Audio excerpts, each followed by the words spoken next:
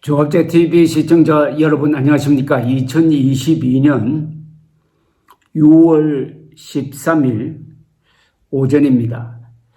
이 한겨레 신문이 오늘 이런 제목의 기사를 실었습니다. 양산 집회 막으려다 집회의 자유 건강은 흔드는 민주당 의원들. 양산 집회 막으려다 집회의 자유 건강 흔드는 민주당 의원들. 서혜미 기자가 쓴 이 내용은 상당히 이례적입니다. 한겨레 신문 하면은 좌파 진영 민주당 편으로 알려져 있는데 이 기사만은 객관적 입장에서 헌법적 가치 위에서 민주당의 과잉 입법을 비판하고 있습니다. 말하자면 진영 논리를 거부한 기사다 이거죠. 그런 점에서 소개할 가치가 있습니다. 경남 양산 평산 마을에 있는 문재인 전 대통령 자택 앞에서 보수단체의 욕설 시위로 소음 피해가 문제가 되자 더불어민주당 의원들은 한 달 새 집회 및 시위에 관한 법률 개정안 4개를 발의했다고 했습니다.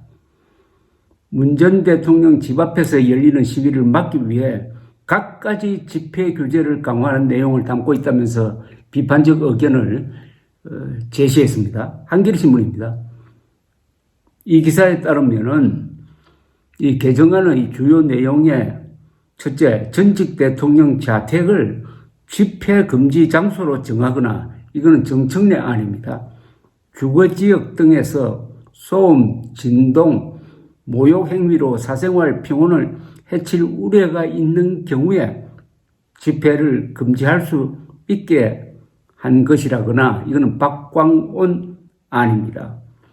상업적 목적만으로 집회 시위를 하고 이를 중계방송하여 후원금, 요금, 모금을 금지하는 내용 윤영찬 안이 있습니다.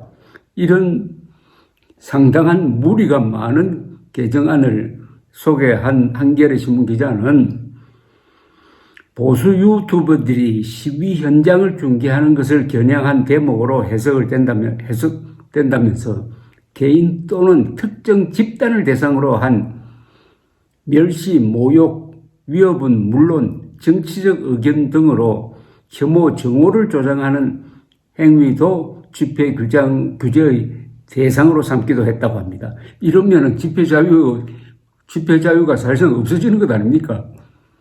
특정인을 보호하기 위해서, 즉 문재인을 보호하기 위해서 이렇게 법을 개정하면은 앞으로 대한민국의 법이 5천만 개쯤 만들어져야 됩니다. 이런 법 개정안을 보면은 이 문재인 세력, 민주당이 도대체 어떤 집단임을 잘 보여주고 있습니다. 이거는 더불어민주당에서 민주 떼야 합니다. 한겨레 신문이 의뢰를 해가지고 관련 법안을 검토한 학계와 시민사회 인사들은 신중한 입법적 조치라고 보기 어렵다고 우려를 했다고 합니다. 이 말도 상당히 점잖게 한 이야기겠죠. 이들이 짚은 개정안의 문제점은 우리가 상식적으로 판단하면은 다 수긍이 가는 겁니다. 첫째, 전직 대통령 자택 앞을 집회 금지 장소로 포함시키는 것이 타당한가 이렇게 물었더니 전문가들은 현재 전직 대통령 자택 앞 집회가 문제적인 것은 괴롭힘을 유발하는 특정 행위 때문인데 절대적 집회 금지 장소를 규정하는 것은 위헌성이 커 이미 국회의사당 등 일부 조항이 개정되었다. 평산 마을 주민들이 겪는 피해는 현행법으로도 대처가 가능하다. 그러니까 어떤 특정 장소를 겨냥해가지고 집회를 못하게 하는 거, 이거는 극히 삼가해야 된다는 거죠. 다만 외국 공관 근방에서의 집회 금지는 이건 국제법적으로 통용되는 것이니까 그 이외에는 이것은 특정 계급을 인정하는 것이 되죠. 전직 대통령 앞에서 시위 못하게 한다는 것은 우리 헌법이 금지하고 있는 특정 계급을 둔다는 이야기가 되는 거죠. 경찰에 주거지역 보호 요청을 하거나 수위를 넘은 행위는 모욕, 명예훼손죄로 고소할 수 있고 민사상 가처분으로 집회 시위 자체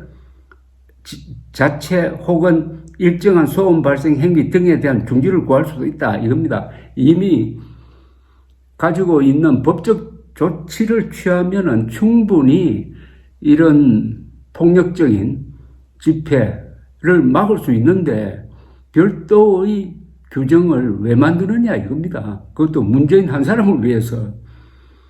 그 다음에 상업적 목적만을 가진 집회를 제한하는 내용을 과연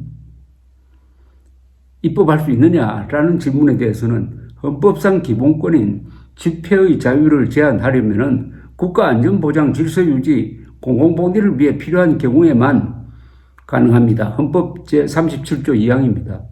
그런데 상업적 목적을 위한 집회는 금지할 수가 없다는 겁니다. 상업적 목적을 위한 집회를 하고 싶으면 하는 거지 그걸 왜 금지하느냐 이겁니다. 집회를 통해서 돈벌이를 할 수도 있잖아요. 경제적 이득을 얻을 목적만으로 집회를 하는 경우는 드물고 다른 목적이 있다고 주장하면은 그 주장을 부정하기도 어려워가지고 이건 신뢰도 없다 이런 이야기입니다. 모욕과 명예훼손 등이 지나친 집회는 교체할 방안이 필요하지 않은가라는 물음에 대해서 전문가들은 집회의 형식이 아닌 내용을 규제하게 되면은 권한이 주어진 경찰의 해석권이 넘어가서 남용될 소지가 커진다. 이렇게 대답을 하고 있습니다. 현행법으로 다룰 수 없는 혐오와 증오를 표출하는 집회는 어떠한가? 윤영찬 의원 안에서 정의한 혐오 표현의 의미는 성별, 종교, 장애, 인종, 성적 지향 등의 이유로 사회적 소수자에 대한 차별을 선동한다는 기존 사회적 논의의 맥락은 없고 사실상 욕설을 규제한다고 되어 있다. 아니 집회하면 욕설 나오게 되어 있잖아요. 그것까지 규제하면은 집회하지 말라는 이야기하고 마찬가지 아닙니까? 집회해가지고 좋은 이야기만 할 수가 있습니까? 욕도 하고 선동도 가끔 이루어지는 게 집회의 성격이고 그것을 자유민주주의의 표현의 자유 범위 안에서 다 허용하고 포용해야 그게 민주주의지. 자기가 듣기 싫다고 혐오라고 찍어가지고 못하게 한다. 이거 전부 국민 기본권 중에 기본권인 집회의 자유를 문재인 한 사람을 위해서 훼손하려고 한다 하는 지적을 놀랍게도 한겨레 신문이 하고 있으니까 특이합니다. 소음 등으로 인한 주민 피해 등의 문제는 어떻게 해야 하나에 대해서 전문가들은 타인의 평온권과 집회의 자유 사이 균형을 위해 세심한 노력이 필요하다. 논의의 여지가 없는 것은 아니나 많은 집회 현장에서는 주최 측이 주민들에게 양해를 구하여 타협점을 찾기도 한다. 그러니까 새로 만들 필요 없다는 겁니다. 문재인 한 사람을 보호하기 위한 민주당의 이런 지극한 충성은 이들이 바로 계급주의자들이라는 걸 잘 보여줍니다.